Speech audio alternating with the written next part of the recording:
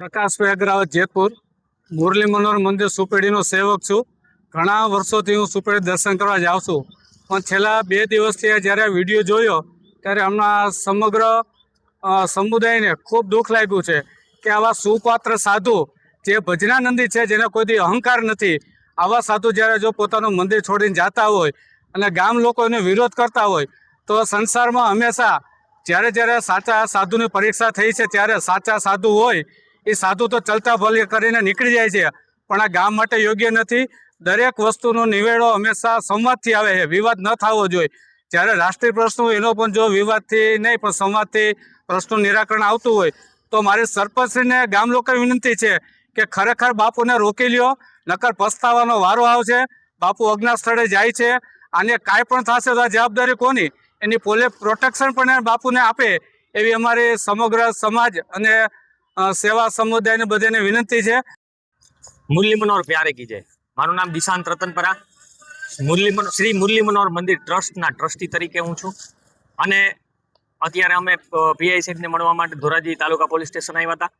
Main વસ્તુ એ છે કે 2 દિવસથી જે આ બધી વિડીયો વાયરલ થાય છે ને જે બાપુને અને અમારા જે ટ્રસ્ટમાં મારા તરફને જે કંઈ પણ આક્રોશ લઈને જે લોકો નીકળ્યા છે તો એની થોડી પ્રાથમિક ચર્ચા કરવા આવ્યો. પહેલાં તો એ લોકોએ 2 મુદ્દા મેઇન લીધા હતા કે એક તો અમને ગ્રામજનોને દર્શન કરવા નથી આપતા, તો મંદિરમાં બધી જ જગ્યાએ સીસીટીવી છે, ત્યાં કોઈને પૂછતું નથી કે ગામનું કોણ છે, બહારનું કોણ છે, બધા આવીને દર્શન કરે છે.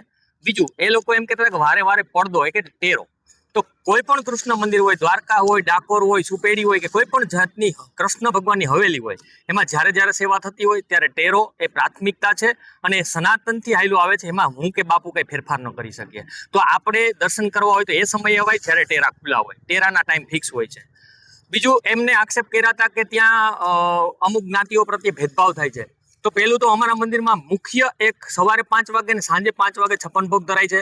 ત્યારે મંદિરમાં આવતા 18 વર્ણમાંથી પહેલું જે વ્યક્તિ આવે છે એના હાથ પગ મોઢું ધોઈ અને ગર્ભગૃહમાં જઈને ભગવાનની આરતી કરીને 56 ભોગની સિસ્ટમ વર્ષોથી છે, એ લોકો જાણે છે. અને અમારે ત્યાં કાયમ 52 ગજના ધજાજીનો પ્રસંગ થાય છે ત્યારે એક જ કાઉન્ટર જમવાનું હોય છે. ત્યાં બાપુશ્રી પણ ત્યાં જમે છે, અમે ટ્રસ્ટીઓ પણ ત્યાં જમીએ છીએ, ગામના પદયાત્રીઓ અને મનોરથીઓ પણ એમાં જ જમે છે.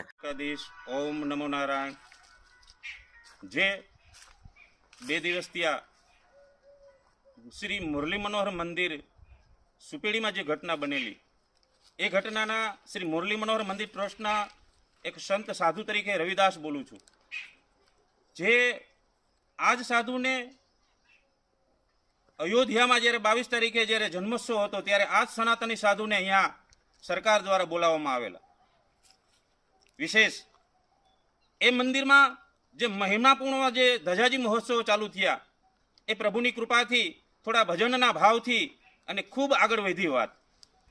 વિશેષ 2 દિવસની જે ગ્રામજનોની જે માગણી હતી એ માગણીને માન આપી અને કોઈ પણ ભક્તજનોના લાગણીને દુભાઈ નહીં, એ માટે હું મારા પરિવારને લઈ અને ચપ્પલ પર નથી પહેર્યા એવી માન આપી બધા ગ્રામજનો આગેવાનો જે હતા એ બધા અને જેને વિશેષ વધારે મારા પ્રત્યે પ્રેમ હતો એ બધા સમજી ગયા હશે, એને માન આપીને હું મંદિરને કાલથી મારા ભ્રમણમાં એટલે અજ્ઞાતવાસ તરફ મારા પરિવારને લઈને જાઉં છું.